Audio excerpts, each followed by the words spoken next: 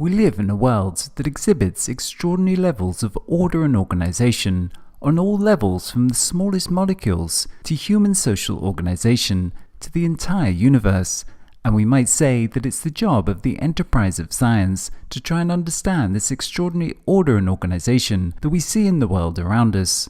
And in many ways, we've been very successful in the past few hundred years in making progress in this project. We understand the workings of the atom, the structure of DNA, we understand the origins of the universe, how galaxies form, and the precise elliptical orbit of the Earth around the Sun. But what all these systems that we've been so good at describing and predicting have in common is that they are inert. What I mean by this is that they do not have any degree of autonomous adaptive capacity. Here we can make a fundamental distinction between those systems that are composed of inert elements and those that are composed of adaptive elements. Because these inert systems that are studied in physics and chemistry do not have adaptive capacity, we can describe them through a single global rule. We can write equations about how chemical elements will react when combined, or how the solar system will change over time according to a set of differential equations in a deterministic fashion.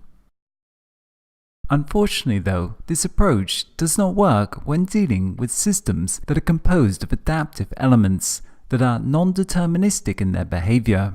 Adaptation gives the elements in the system the capacity to respond in different ways depending on the local information they receive, and the overall organization that forms is in fact not a product of a global rule like we might have for a chemical reaction, but instead is a product of how these adaptive agents respond to each other. With these adaptive systems, the overall makeup of the organization is not necessarily defined by a top-down rule, but may emerge out of how the elements adapt and respond to each other locally.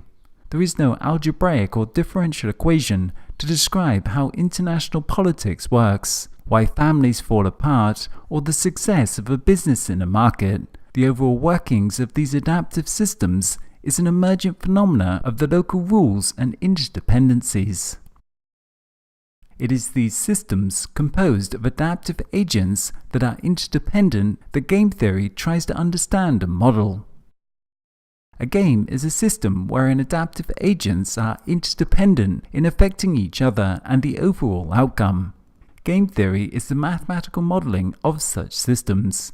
These adaptive systems are pervasive in our world, from cities and traffic to economies, financial markets, social networks, ecosystems, politics and business.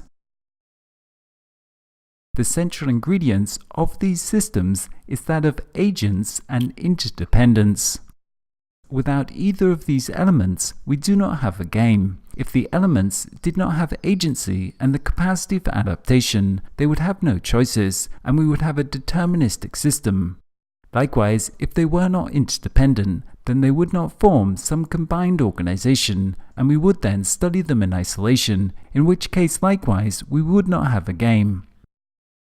Games are formed out of the interdependencies between adaptive agents. So what is an adaptive agent? An agent is any entity that has what we call agency. Agency is the capacity to make choices based upon information and act upon those choices autonomously to affect the state of their environment.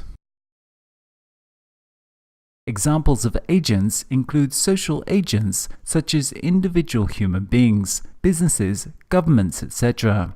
They may be biological agents such as bacteria, plants or animals. They may also be technologies such as robots or algorithms of various kind. All of these adaptive systems regulate some process, and they are designed to maintain and develop their structure and functioning. For example, plants process light and other nutrients, and their adaptive capacity enables them to alter their state so as to intercept more of these resources. The same is true for bacteria and animals. The same is true for a basketball team or a business. They all have some conception of value that represents whatever is the resource that they require, whether this is sunlight, fuel, food, money, etc. This creates what we can call a value system. That is to say, whatever structure or process they're trying to develop forms the basis for their conception of value, and they use their agency to act and make choices in the world to improve their status with respect to whatever it is they value. As we can see, this conception of value is highly abstract, and as we'll discuss in a future module, this value system can be very simple or very complex, but it forms the foundations to what we're dealing with when talking about adaptive agents and games. You can't model a game without understanding what the agents value, and the better you understand what they really value and incorporate that into the model, the better the model will be.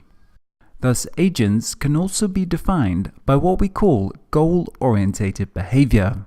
They have some model as to what they value, and they take actions to affect their environment in order to achieve more of whatever is defined as value. In game theory, a game is any context within which adaptive agents interact and in so doing become interdependent. Interdependence means that the values associated with some property of one element becomes correlated with those of another. In this context, it means that the goal attainment of one agent becomes correlated with that of others. The value or payoff to one agent in the interaction becomes associated with that of the others, and this gives us what we call a game, wherein agents have a value system. They can make choices and take actions that affect others, and the outcome to those interactions will have a certain payoff for all the agents involved. A game, then, being a very abstract model, can be applied to many circumstances of interest to researchers, and it has become a mainstream tool within the social sciences of economics, political science and sociology, but also in biology and computer science. The trade negotiations between two nations can be modeled as a game. The interaction of businesses within a market is a type of game. The different strategies adopted by creatures in an ecosystem can be seen as a game. The interaction between a seller and a buyer as they haggle over the price of an item is a form of game. The provision of public goods and the formation of organizations can be seen as games. Likewise, the routing of internet traffic and the interaction between financial algorithms are also games. To quickly take a simple, concrete example of a game, let's think about the current situation with respect to international politics and climate change. In this game, we have all of the world's countries, and all countries will benefit from a stable climate. But it requires them to cooperate and all pay the price of reducing emissions in order to achieve this. Although this cooperative outcome would be best for all, it is in fact in the interest of any nation-state to defect on their commitments, as they would then get the benefit of others reducing their pollution without having to pay the cost of reducing their own emissions. Because in this game, it is in the private interests of each to defect, in the absence of some overall coordination mechanism, the best strategy for an agent to adopt, given only their own cost-benefit analysis, is to defect. Thus all will defect, and we will get the worst outcome for the overall system. This game is called the Prisoner's Dilemma, and it is the classical example given of a game because it captures, in very simplified terms, the core dynamic between cooperation and competition that is at the heart of almost all situations of interdependency between adaptive agents. In the interdependence between agents, there comes to form two different levels to the system. The macro level, where they are all combined and have to work cooperatively to achieve an overall successful outcome. And the micro level, wherein we have individual agents pursuing their own agendas according to their own cost-benefit analysis. It is precisely because the rules and dynamics that govern the whole and those that govern the parts are not aligned that we get this core constraint between cooperation and competition. This is what is called the social dilemma, and it can be stated very simply: what is rational for the individual is irrational for the whole.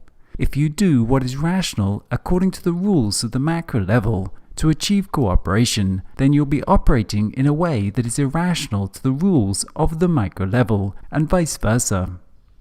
If either of these dimensions to the system was removed, then we would not have this core constraint. If the agents were not interdependent within the whole organization, then there would be no macro-level dynamic, and the set of parts would be simply governed by the rules of the agents locally.